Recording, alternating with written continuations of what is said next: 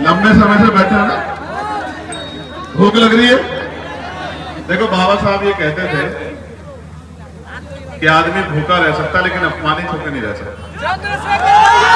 अगर हम यहाँ अधिकार प्राप्त नहीं कर रहे तो अपमान का जीवन ही जी रहे हैं ना, जी रहे नहीं जी रहे। तो ये नौजवान जो मुझसे कहते हैं भैया मुंह से ऊपर कर दो, तो जब तक आपके घर में खुशहाली नहीं आएगी मेरे मुंह से ऊपर करने से कौन सा बदलाव हो रहा है मुझे बताओ। मेरे मुंह से कब ऊपर हो गया आपको पता है ना? जब थानों में आपकी सुनवाई होगी, जब आप पे जुल्म नहीं होगा, जब आपको रोजगार मिलेगा, जब आपकी हालात बदलेगी, जब आपके यहाँ सुविधाएं आएंगी और जब आप अमीरों के बराबर उसी कुर्सी पे बैठोगे जिस तरह से अमीर बैठ रहा है, तब उस दिन जो है मेरे मुंह से खुद ब खुद ऊपर हो जाएगा।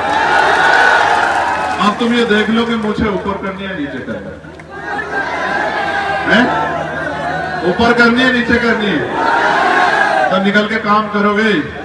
या ये तो नहीं आज मैं आ गया हूं तो कह रहे हो कि नहीं भैया काम करेंगे। सुनो एक बात आप जान लो, जिस तरह से इसी देश में सीजीआई बनने के बाद भी जूता खाना पड़ता है नहीं पड़ता है? एडीजीपी लेवल का अधिकारी होने के बाद भी न्याय नहीं मिलता, सुसाइड करना पड़ता। समझ रहे हो? सब कुछ आपके हाथ में, कौन लड़ रहा है और कौन तमाशा देख रहा है कुछ छिपावा नहीं। जब सीजीआई पे जूता चलता है तो कौन लड़ता है? जब सीजीआई पे जूता चलता है तो कौन सवाल खड़ा करता है? जब एडीजीपी जब सुसाइड कर ले तो हरियाणा चंडीगढ़ जाकर उसकी आवाज को कौन उठाता है?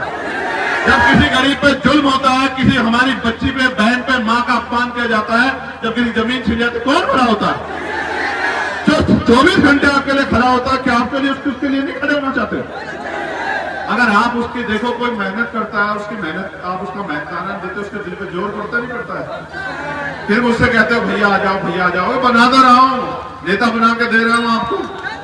सुनो, उनके 50 एमएलए और हमारा 1 एमएलए अगर बराबर ना रहा तो बताना। उनके 50 और हमारा 1 और गुंजा के रख देगा विधानसभा, चाहे बोध गया का मामला हो, चाहे गरीबों के सम्मान का मामला हो। मेरी बात को याद रखना। और फिर हम देखेंगे कि आपकी तरफ लाठी उठाने वाला कैसे चैन से सो जाता है रात को घर पे, फिर हम देखेंगे। समझे? क्योंकि इसके ऊपर मेरा हक है, इसके ऊपर मेरा अधिकार है, मैं इससे लड़ सकता हूं, इसको कह सकता हूं कि आधी रात में जा, उनको कह सकता हूं कि जो दूसरी पार्टी के लोग हैं।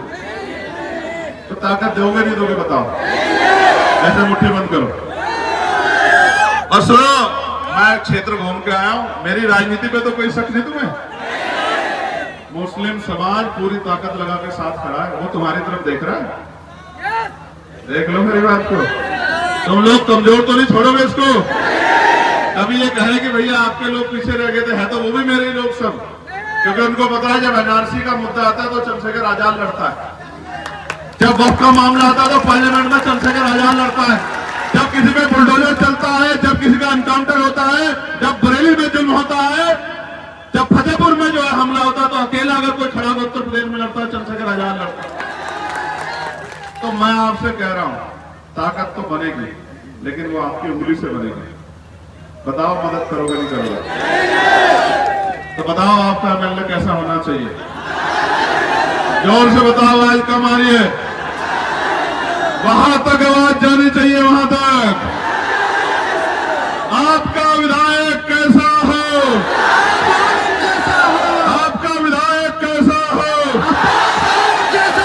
कोरेला का विधायक कैसा हो? राय का विधायक कैसा हो? गरीबों का विधायक कैसा हो? मजदूरों का विधायक कैसा हो? नौजवानों का विधायक कैसा हो? बच्चों के सम्मान करने वाला विधायक कैसा हो? अफ्ताब, अगर इनकी तरफ आंख उठेगी तो क्या करोगे? इसका आंख निकाल लिया जाएगा।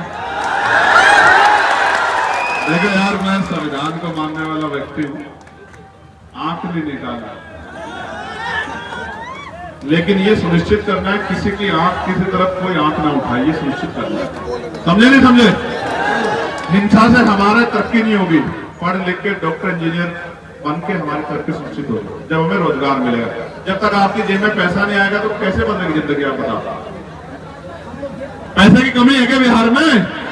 नहीं है कमी, मैं आपको सच बता रहा हूं। पैसे की कमी होती तो बड़े बड़े नेता 40-40 गाड़ी लेके नहीं चल रहे होते, समझे नहीं समझे? हाँ, पैसा बहुत है लेकिन नेताओं की जेब में है, वो नेताओं की जेब से निकाल के गरीबों के घरों तक पहुंचाना है। मेरी बात को आप याद रखें। बहुत बहुत धन्यवाद।